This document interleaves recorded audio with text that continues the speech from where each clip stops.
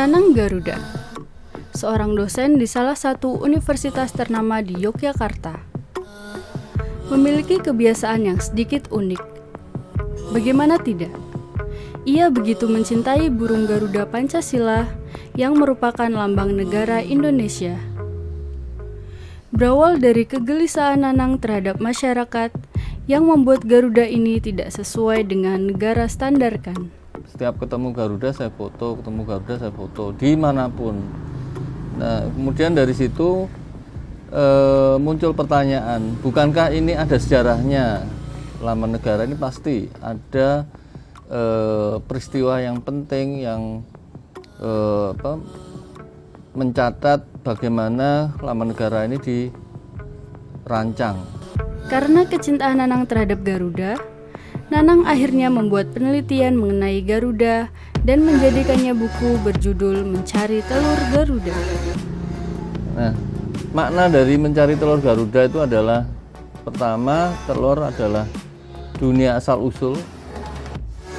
Dalam hal ini sejarah ya, dari lambang negara kita ini. Kemudian makna yang kedua adalah mencari generasi ke depan.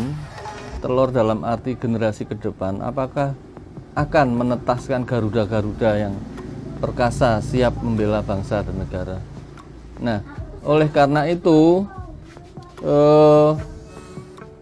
Garuda ini kemudian harus dikondisikan untuk selalu diingat, baik aspek historinya maupun filosofinya. Tak hanya mengoleksi Garuda, kecintaan Nanang terhadap Indonesia juga diwujudkan dalam tokoh superhero dan koleksi wayang pulau. Ini namanya Gardala ya. Gardala itu akronim dari Garuda Pancasila. Ini sudah ada filmnya. Dia akan bertempur melawan monster-monster jahat yang mewakili sifat jahat manusia. Kemudian yang terbaru, produk dari Rumah Garuda dalam rangka menyiapkan generasi masa depan yang harus ingat bahwa dirinya adalah Garuda, itu dengan memodifikasi lagi lambang negara yang Garuda Pancasila ini menjadi superhero ini, lalu yang terakhir menjadi figur wayang kulit ya. Nah, kebetulan ada wayang golek lagi tapi dalam proses pembuatan, sehingga inilah wayang Kiai Gardala, Garuda Pancasila, di mana di dalamnya juga memuat perisai Pancasila ini ada di tamengnya ini yang dipasang di dada ini. Kemudian dia bisa bergerak sayapnya ya. Kemudian tugas utama dari wayang Gardala ini adalah melindungi bangsa Indonesia. Wayang pulau ini menginterpretasikan setiap pulau-pulau yang ada di Indonesia. Masing-masing diberi nama sesuai pulau yang diwakilinya. Raktian Borneo untuk Kalimantan, Raktian Celebes untuk Sulawesi, Raktian Andalas untuk Sumatera, Prakia Jawi Dwipa untuk Jawa, Raktian Papua untuk Papua.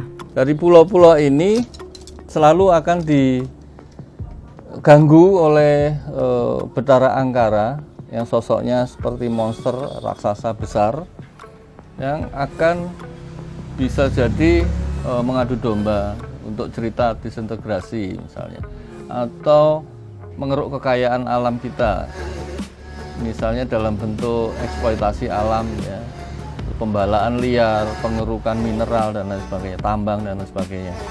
Nah, nanti Kiai Gardala inilah yang akan menyelamatkan para rakyat ini dari kehancuran. Wayang pulau diciptakan oleh Nanang untuk dijadikan sebuah media yang bisa menceritakan kebaikan-kebaikan yang ada di Indonesia. Misalnya, sosialisasi Pancasila, budi pekerti luhur, bahasa daerah, dan adat istiadat. Wayang pulau juga sudah bermain di berbagai kota di Indonesia.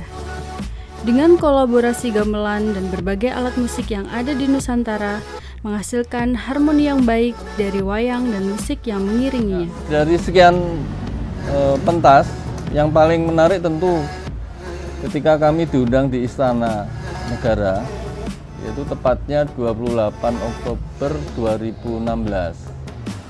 Nah, kenapa terkesan? Karena ya tidak semua wayang pernah pentas di sana, dan apalagi umur dari wayang Pulo ini yang diciptakan tahun 2014 baru berusia 2 tahun, mereka wayang Pulo ini sudah sampai pentas di istana. Itu satu prestasi tersendiri.